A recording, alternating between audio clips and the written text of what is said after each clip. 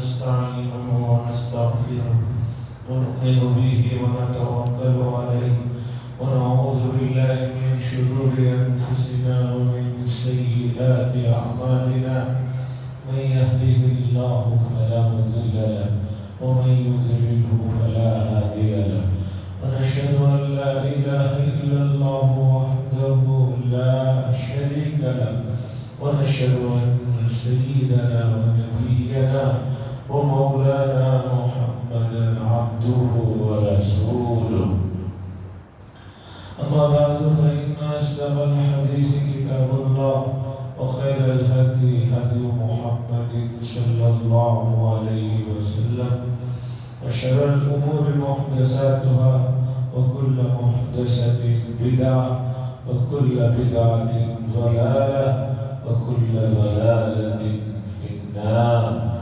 قال الله تبارك وتعالى في القرآن المجيد والفرقان الحميد إن عدة الشهور عند الله 12 شهرا في كتاب الله يوم خلق السماوات والأرض منها 4 حرم ذلك الدين القيم فلا تظلموا فيهن أنفسكم. وقال صلى الله عليه وسلم أفضل الصيام بعد شهر رمضان شهر الله المحرم. وفي رواية أحتسب على الله أن يكفر السنة الماضية أو كما قال صلى الله عليه وسلم. عزیزان محترم، یہ ماہ محرم الحرام کی دوسری جمعہ ہے۔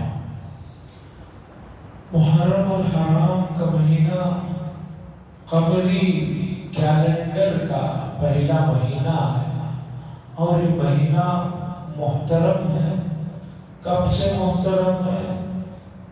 جس وقت زمین و آسمان بنے تب سے یہ محترم مہینہ ہے، چونکہ یہ اشہر حرم والے مہینوں میں پہلا مہینہ ہے، محترم مہینہ ہے۔ اور جو چیز محترم ہوتی ہے، بزرگی والی ہوتی ہے، اس میں ہر کام کا اجر، ہر کام کا ثواب دوسرے دنوں کے مقابلے میں بڑھ جاتا ہے۔ یہ بات ہم جانتے ہیں۔ کچھ جگہ محترم ہیں جہاں اعمال کا بدلہ بڑے پیمانے پہ ملتا ہے، جیسے مسجد الحرام کہ یہاں پر ایک نیکی کا بدلہ 10,000 1,00,000 تک ملتا ہے۔ پھر مسجد نبوی 50,000 تک اور 1,000 کی بھی روایت ہے۔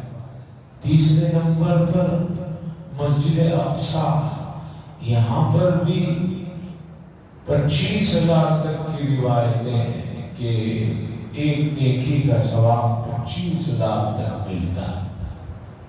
یہ مقامات مقدسہ ہیں، یہ مقامات مقدسہ ہیں۔ جگہ کی وجہ سے، اس جگہ کی حرمت کی وجہ سے یہاں پر نیکیوں کا حساب بڑھ جاتا ہے۔ اسی طرح کچھ راتیں ہیں کہ ان راتوں میں اللہ کے یہاں اعمال بہت زیادہ مقبول ہوتے ہیں۔ وہ ہے لیلۃ القدر والی رات۔ اب یہ نہیں معلوم کہ وہ رات رمضان کی کس رات میں ہے، لیکن لیلۃ القدر جو رات ہے وہ بڑی محترم اور بابرکت۔ یہ تو ہوئی رات۔ اور دنوں کی بات کریں تو دنوں کی بات میں ابھی جو مہینہ پیچھے گزرا ہے ذی الحجہ، اس کے شروع کے جو 10 دن ہیں قرآن مجید نے اس کی قسم کھائی۔ اللہ نے فرمایا والفجر ولیال عشر، تو سال میں سب سے بہترین یہ 10 دن کہلاتے ہیں۔ تو اس میں ان ایام کی وجہ سے اجر و ثواب میں اضافہ ہوتا ہے۔ اب یہ مہینہ محترم مہینہ ہے، اللہ کی طرف اس کی نسبت کی گئی ہے، شہر اللہ المحرم، اللہ کا مہینہ جو محرم ہے، محترم ہے۔ تو جو مہینہ محترم ہے، بزرگیوں والا ہے، اس میں عام دنوں کے مقابلے میں یا عام مہینوں کے مقابلے میں اس میں اچھائیاں اور خیر زیادہ ہوتا۔ اور شاید اس سے پہلے یہ بات بتایا، مفسرین میں ایک مفسر گزرے ہیں، علامہ ابو بکر الجساس، انہوں نے احکام القرآن نامی ایک تفسیر کی کتاب لکھی۔ انہوں نے قرآن کی صرف انہی آیتوں پر کام کیا جس میں کوئی حکم ملتا ہے، اس لیے کہ بعض آیتیں جس میں واقعہ ہے یا کوئی حکم نہیں ہے، ان آیات پر نہیں، صرف احکامات والی آیتوں پر انہوں نے کام کیا۔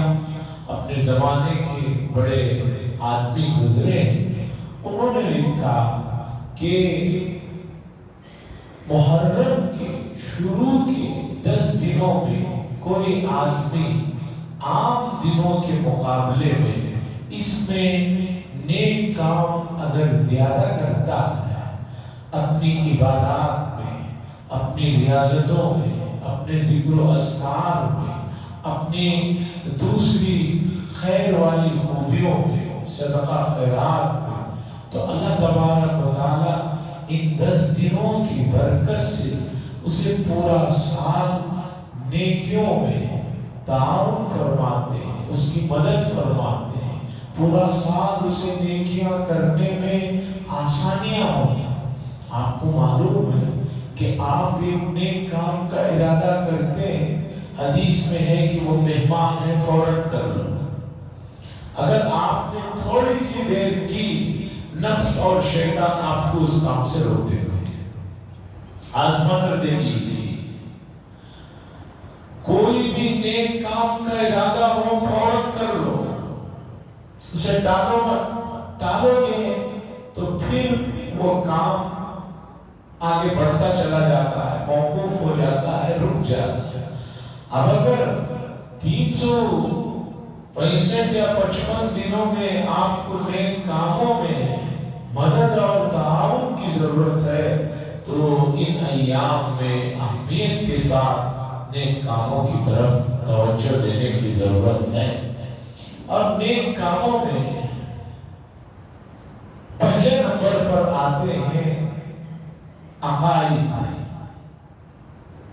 اسلام میں عبادات سے پہلا نمبر ہے عقیدوں کا۔ سب سے پہلے آدمی ایمان میں کب داخل ہوتا ہے؟ جب وہ اقرار کرے اور زبان سے، دل سے، کہ میں اللہ کے علاوہ کسی کو معبود نہیں مانتا، یہ عقیدہ بنا ہے۔ تو عقیدوں کا تعلق عبادات سے پہلے، جب عقیدہ درست ہو کر آدمی مومن ہوتا ہے تو پھر نمبر آتا ہے عبادات۔ پھر عبادات میں نماز ہے، روزہ ہے، حج ہے، زکوٰۃ ہے، وغیرہ وغیرہ۔ پھر اس کے بعد آتا ہے نمبر معاملات۔ تو آدمی کو سب سے پہلے اپنے عقیدوں کو درست کرنا ہے، اس میں کوئی کمپرومائزنگ نہیں ہے۔ عبادات میں کمی بیشی پر معافی ہو سکتی ہے، لیکن عقیدوں میں ایک انچ، ایک دھاگا بھی ادھر ادھر ہوا، معاملہ بگڑ جائے۔ عقیدوں میں بہت مضبوط ہونا ہے، ٹلنا نہیں ہے۔ اور میں اکثر کوئی بھی موقع ہوتا ہے تو عقیدوں کا ذکر بار بار کرتا ہوں۔ اس کی وجہ یہ ہے کہ اس وقت سوشل میڈیا پر سب سے زیادہ حملے عقیدوں پر ہو رہے ہیں۔ امت مسلمہ کے مسلم عقیدوں پر ہو رہے ہیں۔ اللہ کہاں ہے؟ اللہ کو کس نے دیکھا؟ اللہ نے یہ زمین آسمان پیدا کی تو اللہ کو کس نے پیدا کیا؟ یہ زمین آسمان سے پہلے اللہ کہاں تھے؟ ناستک دہریے ان کے چیزوں کو سوشل میڈیا پر آپ مانو نہ مانو ہائی لائٹ کر کے جو ہے زیادہ سے زیادہ پھیلایا جا رہا ہے، اور امت کا تعلیم یافتہ طبقہ جو ہمارے لیے بڑی اہمیت رکھتا ہے، ہماری جو اساس ہے وہ، ہمارا جو کریم ہے وہ، یہ لوگ ان چیزوں میں آ رہے ہیں اور آہستہ آہستہ دین پر سے، اسلام پر سے گرفت کمزور ہوتی چلی جا رہی ہے۔ صرف بنگلور شہر کے اندر جو فرق باطلہ خاص طور پر آئی ٹی کے نوجوانوں پر جو محنت کر رہے ہیں، ان کی اگر آپ تفصیلات سنیں گے تو آپ پریشان ہو جائیں گے۔ کون کون سے فرقے کس طریقے پر کام کر رہے ہیں۔ تو اس لیے عزیزان گرامی، یہ محترم مہینہ ہے، سب سے پہلے عقیدوں کو درست، عجیب عجیب طرح سے حملے ہوتے ہیں۔ لوگ کہتے ہیں مثلا اگر حضرت حسین رضی اللہ تعالیٰ عنہ حق پر تھے تو ان کو کیوں شہید کر دیا گیا؟ اس موقع پر اللہ نے کیوں مدد نہیں کی؟ ایک نارمل آدمی جب یہ سوال سنتا ہے تو کہتا ہے یار بات تو ٹھیک ہے، اگر اللہ تھے تو اللہ نے کیوں نہیں بچایا؟ اب وہاں سے یقین پر شک پڑتا ہے، یقین کمزوری میں آنا شروع ہو جاتا ہے، پھر اس کے بعد اور سوالات آتے ہیں جس کی وجہ سے اسلام سے ہی آدمی ہاتھ دھو بیٹھتا ہے۔ اس لیے عقیدوں پر مضبوط جمے رہنے کے لیے اس سلسلے کو روزانہ تازہ کریں اور اس پر کام کرنے کی ضرورت ہے۔ دوسرے نمبر پر عبادات ہیں۔ آدمی عبادات میں پہلے کے مقابلے میں کمزور ہوتا چلا جا رہا ہے۔ خاص طور پر جو آپ مسجدوں میں جاتے ہیں، آپ ان کو دیکھیے کہ مسجدوں میں تعداد گھٹتی جا رہی ہے۔ خاص طور پر کورونا کے بعد بہت سے مصلی، بہت سے نماز پڑھنے والے احباب بھی بغیر کسی وجہ کے گھروں میں نمازیں پڑھنا شروع کر دی، جبکہ جماعت کے ساتھ نماز کو آ کر ادا کرنا ضروری ہے۔ دو حدیثیں سناتا ہوں۔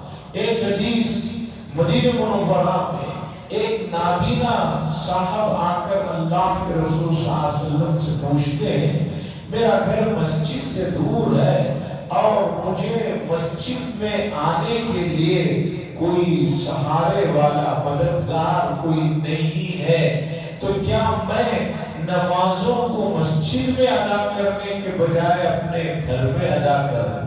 نابینا ہے، آنکھوں سے معذور ہے اور کوئی ان کا ساتھ دینے، ان کو گھر سے لانے لے جانے والا بچہ بھی نہیں ہے۔ یہ سوال کرتے ہیں رسول اللہ صلی اللہ علیہ وسلم سے۔ حضور نے فرمایا پہلے تو آپ نے کہا ٹھیک، پھر آپ نے ان سے کہا اذان کی آواز آپ کے گھر تک آتی ہے، آپ کو اذان سنائی دیتی ہے؟ انہوں نے کہا ہاں یا رسول اللہ سنائی دیتی ہے۔ تو حضور صلی اللہ علیہ وسلم نے فرمایا اب آپ کو مسجد ہی میں آ کر نماز ادا کرنا ہوگا۔ یہ حدیث ہے، یہ واقعہ ہے، میں سنا رہا ہوں۔ اس سے اندازہ لگائیے کہ جماعت کے ساتھ نماز ادا کرنے کا کس قدر اہتمام اور تاکید۔ دوسری مشہور حدیث ہے کہ حضور صلی اللہ علیہ وسلم نے فرمایا میرا دل چاہتا ہے کہ ایک روز کسی اور کو نماز پڑھانے کے لیے کہوں اور اس کے بعد بہت سے لکڑیاں اور ایندھن جمع کر کے ان لوگوں کے گھروں کو آگ لگا دوں جو بغیر عذر کے، بغیر مجبوری کے اپنے گھروں میں نماز ادا کرتا ہے۔ اور کتنی دلیلیں چاہیے؟ بعض حضرات کوئی بات ہوتی ہے تو کہتے ہیں دلیل نہیں، لیجئے دو حدیثیں دلیل دیتی، اور بھی بہت ہے، موقع نہیں ہے، دو دلیل دیتی۔ تو عزیزان گرامی، عقیدوں کو درست کیجئے، عبادات کو درست کیجئے۔ تیسرے نمبر پر معاملات۔ لوگ سمجھتے ہیں کہ معاملات کوئی چیز ہی نہیں ہے، جبکہ قرآن مجید کی سب سے بڑی سورت کی سب سے بڑی آیت پوری کی پوری معاملات پر مشتمل ہے۔ آپ کا لین دین، خرید و فروخت، دوسری تمام چیزیں جسے آپ دنیا کہہ رہے ہیں وہ بھی دین ہی ہے، وہ بھی دین ہی ہے۔ اسے معاملات کہتے ہیں، اور معاملات بھی شریعت کی نظر میں عبادات کے مقابلے میں بعض موقع پر اور بڑی ہوئی ہے۔ عبادت میں کمی ہونے پر اللہ سے معافی مانگنا ہے صرف، لیکن معاملات میں کمی بیشی ہونے پر اللہ سے بھی معافی مانگنا ہے، اور جس کے ساتھ معاملہ ہوا ہے اس کی بھی معافی ضروری ہے۔ تو آپ بتائیے معاملات۔ اس کے بعد چوتھی چیز ہے معاشرت۔ معاشرت یعنی کس کے ساتھ آپ کا بیہیور کیسے ہونا چاہیے۔ انسانوں میں رشتہ دار ہیں، محرم رشتہ دار ہیں، پھر غیر محرم رشتہ دار ہیں، دوست احباب ہیں، پڑوسی ہیں، اس کے بعد آپ کے ساتھ ملنے جلنے والے غیر مسلم دوست احباب ہیں، اس کے ساتھ آپ کا کیسا رویہ ہونا چاہیے۔ قرآن و حدیث میں اس پر احکامات ہیں۔ اس کے بعد ہے اخلاق۔ اخلاقیات میں بھی امت مسلمہ بہت کمزور ہے۔ عزیزان گرامی، گزری ہوئی زندگی کو درگزر کیجیے، کتنی گزری اس بحث کو چھوڑیے۔ آنے والی زندگی کتنی ہے میں اور آپ یہ بھی نہیں جانتے، کوئی نہیں جانتا۔ اور موت کے لیے جو ظاہری طور پر علامات ہوتے ہیں، موجودہ زمانے میں موت ایسے آ رہی ہے کہ لوگ اور اس سے جڑے ہوئے زندگی اور حیات کے یعنی میڈیکل سے جڑے ہوئے لوگ بھی حیران ہو رہے ہیں کہ اچانک ان کی موت کیسے ہوگی۔ یہ تو ریگولر چیک اپ کرانے والے آدمی ہیں، یہ تو بہت ہیلتھی غذا لینے والے ہیں، یہ تو بڑے جو ہے بہت پاور قسم کے آدمی ہیں، بہت اہتمام کرنے والے ہیں، اس کے باوجود انتقال ہو رہے ہیں۔ بڑے بڑے لوگ، بڑے بڑے چیزیں رونما ہو رہی ہیں، اور حادثات تو اتنے بڑھ گئے ہیں کہ کوئی آدمی اس کی کوئی ضمانت نہیں لے سکتا۔ ایک ہوائی جہاز کا حادثہ ہو جاتا ہے، اس کے بعد دوسرا کہیں کچھ ہو جاتا ہے، اتنے لوگ ایک ساتھ جو ہے چل بستے ہیں، تو زندگی کتنی باقی ہے کسی کے پاس اس سلسلے میں کوئی گارنٹی نہیں ہے۔ تو آنے والی اس بقیہ زندگی کا جو حصہ ہے، گھنٹے، 2 گھنٹے، دن، 2 دن، یہ اگر ہم نے درست کر لیا تو میں اور آپ جانتے ہیں، بلکہ آسمانی مذاہب والے تو سب مانتے ہی ہیں، حتیٰ کہ ہمارے برادران وطن بھی مانتے ہیں کہ اس کے بعد بھی ایک زندگی ہے، اس کے بعد بھی ایک زندگی ہے۔ جب اس کے بعد ایک زندگی ہے اور اس کے بارے میں ہمیں صادق مصدوق نے بتایا، وہ ختم نہ ہونے والی زندگی ہے۔ یہ زندگی تو 40-50 سال میں ختم ہو گئی، اور بعض مرتبہ آدمی خود اپنے آپ کو ختم کر لیتا ہے، لیکن وہ جو زندگی ہے وہ ختم ہونے والی نہیں ہے۔ اس ختم نہ ہونے والی زندگی میں آپ کو جیسے یہاں سفر کے لیے ڈالروں کی ضرورت ہے، اور جو ہے کریڈٹ کارڈوں کی ضرورت ہے، بینک بیلنس کی ضرورت ہے، کرنسیوں کی ضرورت ہے، اسی طریقے پر اس آنے والی زندگی میں آپ کے کام آنے والی جو چیزیں ہیں وہ نیکیاں ہیں، وہ نیک کام ہیں، وہ اچھائیاں ہیں، چاہے عقیدے کے قبیلے سے ہوں، چاہے عبادات کے قبیلے سے ہوں، چاہے معاملات کے قبیلے سے ہوں، چاہے معاشرت سے ہوں، چاہے اخلاقیات سے ہوں۔ عزیزان گرامی، یہ سب چیزوں کے لیے آدمی اپنے آپ پر تھوڑا غور کرے، اور اپنے پاس جو بنیادی قرآن و حدیث کی تعلیمات ہیں اس پر توجہ دے۔ اور اللہ کے نبی صلی اللہ علیہ وسلم نے فرمایا، یہ جو محرم الحرام کا مہینہ ہے، اس میں جو 10ویں تاریخ ہے جسے یوم عاشورہ کہا جاتا ہے، عاشورہ کے معنی ہے 10واں دن. یہ جو 10واں دن ہے یہ بڑا محترم اور فضیلت والا دن ہے، اور اللہ کے نبی صلی اللہ علیہ وسلم نے فرمایا کہ اس دن روزہ رکھو، اس دن روزہ رکھو. اتنی بڑی فضیلت کو حاصل کرنے کے لیے آدمی اگر روزہ رکھے تو بہت آسانی سے بہت جو ہے نیکیوں کو جمع کر سکتا، کیونکہ روزہ ایک ایسی عبادت ہے جو خالص آدمی اللہ کے لیے رکھتا ہے، اور اسے موقع ہونے کے باوجود روزے میں کوئی خلل نہیں کرتا. بچوں کو بھی روزے کی حالت میں اندر لے جا کر کچن روم میں کہو بیٹا تھوڑا پانی پی لو، کوئی بھی نہیں دیکھ رہا، ہم کسی کو نہیں بولیں گے، بچے بھی کہتے ہیں نہیں میرا روزہ ہے. اتنا روزہ جو ہے ایسی عبادت ہے. اور رسول اللہ صلی اللہ علیہ وسلم نے فرمایا کہ روزے کے سلسلے میں سب سے بڑی بات یہ ہے کہ ایک جگہ اللہ فرماتے ہیں روزہ چونکہ خالص میرے لیے ہے اور بدلہ بھی اس کا میں ہی دوں گا. اور ہم نے دیکھا، تاریخ میں پڑھا، گزرے ہوئے بادشاہوں کے واقعات کو پڑھا کہ بادشاہوں نے اپنی رعایا کو خوش ہونے کی شکل میں ایک ایک گاؤں لکھ کر دے دیا، ایک ایک شہر لکھ کر دے دیا، آدھی آدھی سلطنتیں لکھ کر دے دی. تو سوچئے جس ذات نے اس پوری کائنات کو بنایا ہے اور کائنات کتنی بڑی ہے یہ تو ہمیں بھی نہیں معلوم، مجھے کیا ہم سب کو کیا، بلکہ اس کائنات کی ریسرچ پہ لگے ہوئے سب سے بڑی تنظیم جو ناسا والے ہیں وہ بھی کہہ رہے ہیں کہ ہم نے اب تک جتنے سیارے جتنے گیلیکسیز کو جان پائے ہیں یہ پورے نہیں ہیں، اس سے بھی اور بہت زیادہ ہیں اور بہت بڑے ہیں، ہمیں ابھی تک اس کا علم نہیں ہوا.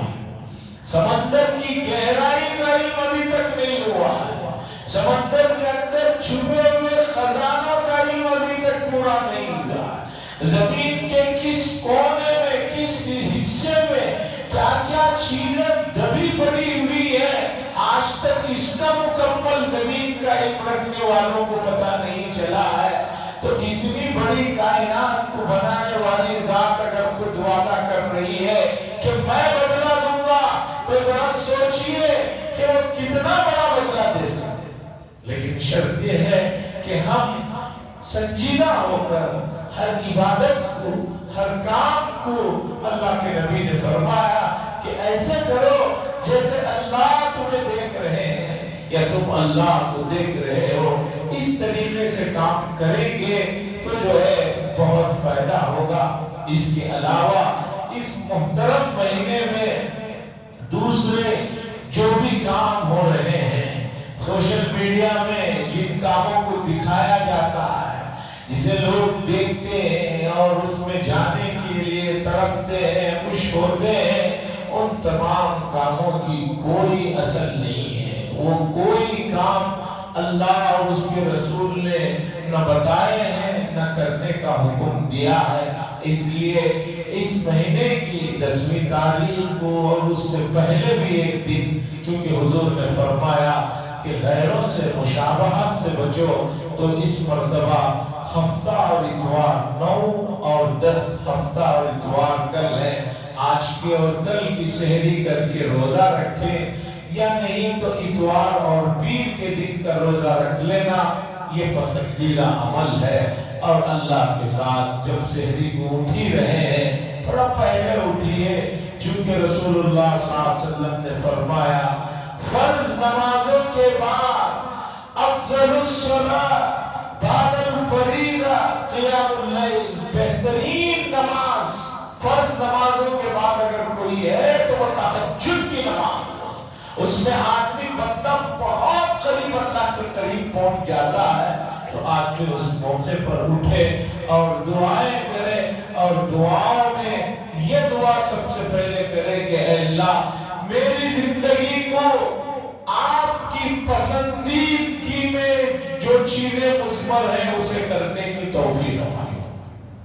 عبادات، عقائد، معاملات ہر ایک معاملے میں میں آپ کا پسندیدہ جو چیز ہے اس پر عمل کروں وہ میرے لیے آسان فرما. یعنی شریعت کے مطابق زندگی گزارنے کا سوال اللہ سے کرے. اور اس کے بعد جہاں بہت دعائیں کرنا ہے وہاں غزہ کے لیے دعائیں کیجیے. اور اس کے بعد امت مسلمہ کا جو بڑا طبقہ ہمارے ملک میں رہتا ہے اور اوقات سے جڑے ہوئے جو مسائل میں الجھے ہوئے ہیں ان سے ہمیں کامیابی اور کامرانی ہو اس کے لیے دعا کریں. اللہ سے دعا فرمائے اللہ تبارک و تعالیٰ سنی باتوں پر عمل کرنے کی توفیق نصیب فرمائے. وآخر دعوانا الحمدللہ رب العالمین.